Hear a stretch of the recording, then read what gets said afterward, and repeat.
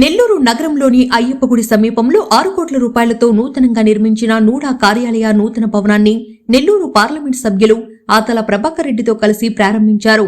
రాష్ట్ర వ్యవసాయ శాఖ మంత్రి కాకాని గోవర్ధన్ రెడ్డి అభివృద్ధి ఎజెండాగా రాష్ట్ర ప్రభుత్వం ముందుకు వెళ్తుందని, ఎన్నికల సమయంలో ఇచ్చిన హామీలను దాదాపు 95% పూర్తి చేశామని మంత్రి కాకాని అన్నారు.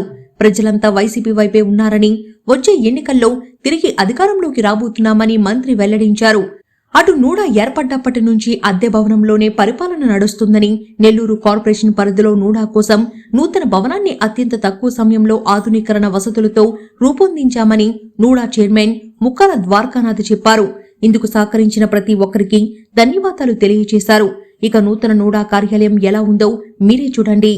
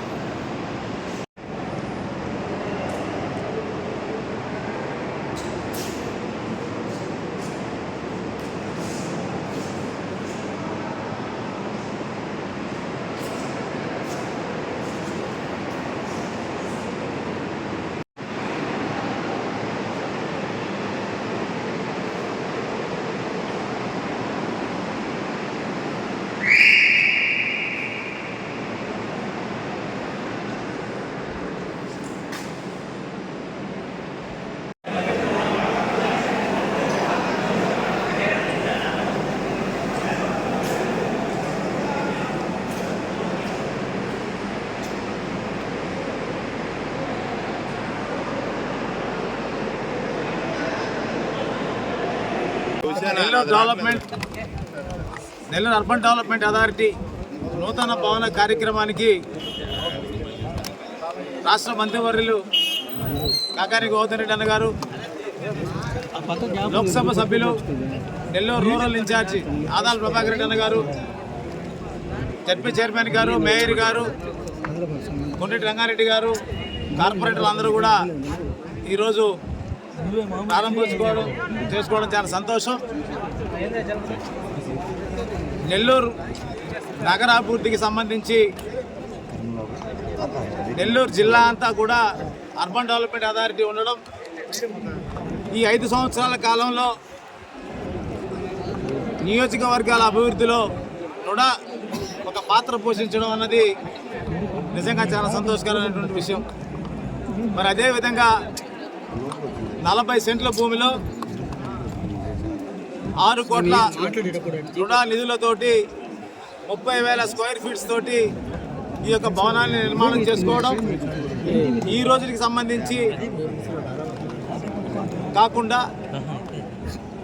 20 సంవత్సరాల తర్వాత కూడా నెల్లూరు అర్బన్ డెవలప్మెంట్ అథారిటీకి సంబంధించినటువంటి ఎంత డెవలప్ అయినా కూడా తగినటువంటి స్టాఫ్కి సంబంధించి వారికి కావాల్సినటువంటి వసతులతోటి ఏర్పాటు చేయబడింది కూడా. మరి అదేవిధంగా ఇది ఒక చరిత్ర. నుడాకి సంబంధించి ఒక శాశ్వత భవనం అన్నది నెల్లూరు జిల్లాలో అన్ని కార్యాలయాలు సొంత భవనాలు ఉన్నప్పటికీ నుడా అద్దె భవనంలో ఉండడం, దాన్ని జగన్మోహన్ రెడ్డి గారు ఒక నమ్మకంతో నుడా చైర్మన్గా నాకు అవకాశం ఇచ్చిన తర్వాత ఈ యొక్క కార్యక్రమాన్ని ప్రారంభించుకోవడం, మరి అదేవిధంగా మళ్ళీ రెన్యూల్ అయిన తర్వాత మళ్ళీ ఈ కార్యక్రమాన్ని చేసుకోవడం అన్నది నిజంగా ఇది నా అదృష్టంగా నేను భావిస్తూ ఉన్నాను.